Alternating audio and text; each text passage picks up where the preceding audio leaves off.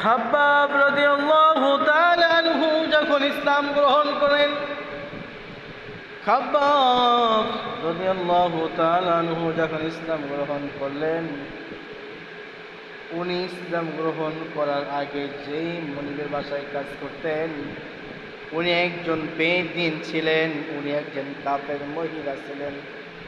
কিন্তু খাব্বাব রাদিয়াল্লাহু তাআলা আনহু ইসলাম গ্রহণ করলেন। খাব্বাবকে এত পরিমাণ নির্যাতন করলেন, খাব্বাব তখন ইসলাম থেকে ফারেক হননি।